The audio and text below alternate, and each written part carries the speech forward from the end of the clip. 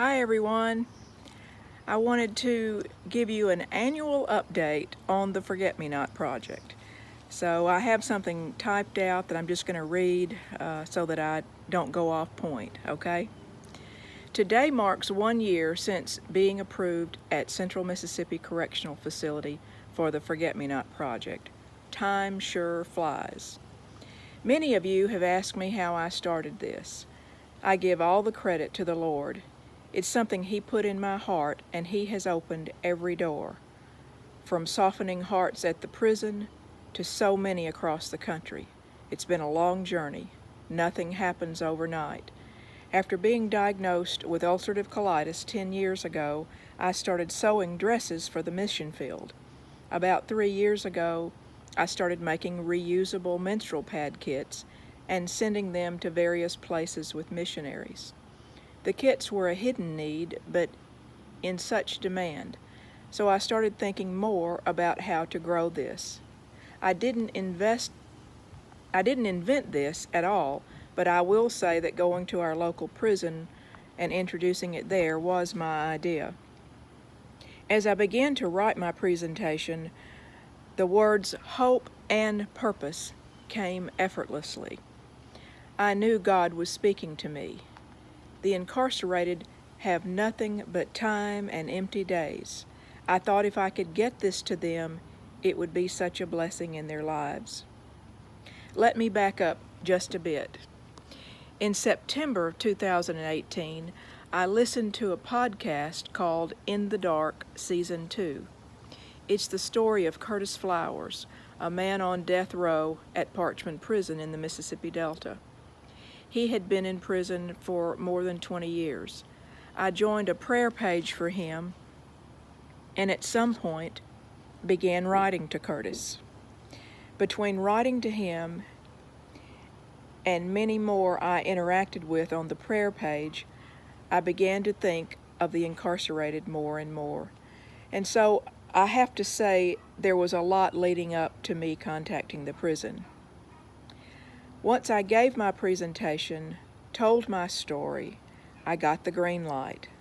Thank you, Mr. King, and your staff for embracing this project. And as they say, now that I've caught the bus, now what? I really didn't know what to do. It was a huge undertaking, from sewing machines, fabric, thread, everything needed. I reached out to a nonprofit in Wisconsin called the Sewing Machine Project, and they donated our first used machines. A handful of my friends bought new ones through Amazon and shipped them to the prison. Our first order was for 500 menstrual pad kits, now referred to as Sani kits. This came from a contact through the Curtis Flowers page. They were to be distributed through missionaries this summer. Because the order was so large and we were just getting started, I began reaching out on Facebook and started the Forget-Me-Not project page. Every opportunity I found to talk about it, I did. Before long, there were women all across the country and Canada on board with making the backpacks, which we use to deliver the pads. I started sending a sample kit to each one interested, and once they saw how to make them, the book bags started arriving at my door 10 at a time. I received over 200 in a very short period of time, and they have now been transferred to the prison. The first few kits the ladies made, I sent to Yatua Etheldrita, my friend in Uganda. Yatua, I hope I'm saying that right. She was gracious to distribute and send photos of the young girls who received the kits. Once the ladies in the prison see that they do make a difference, they are all in.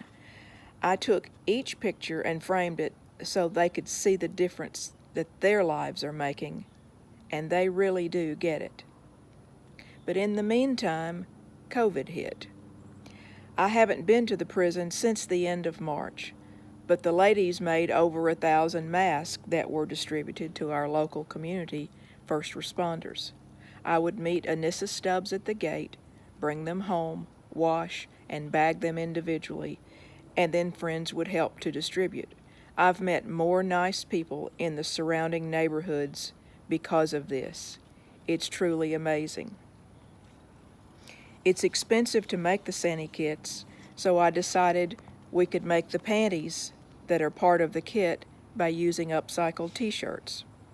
My friend Linda Jacobson with We Sew Love in Birmingham was already doing this, so I introduced this idea to the class. The ladies have made over 1,000 pairs of bunsies. I began asking for t-shirts. Goodwill donated thousands. And as soon as COVID lifts, we are going to start making t-shirt dresses.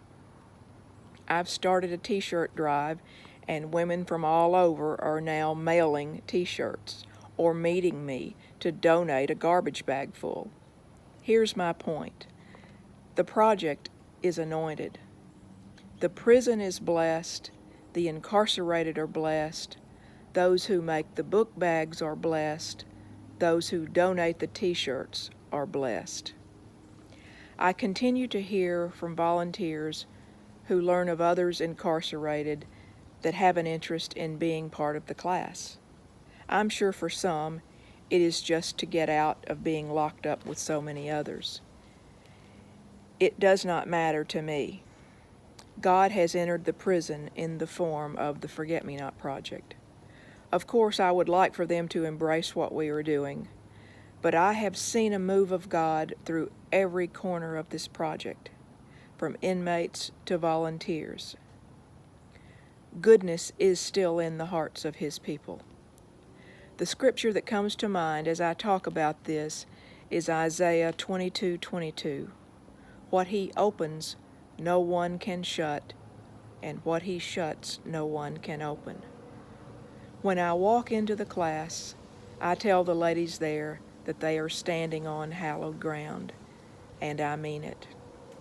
I'd also like to thank the Rankin Baptist Association, Mary Callahan, all of those who have raised awareness on the t-shirts that we need.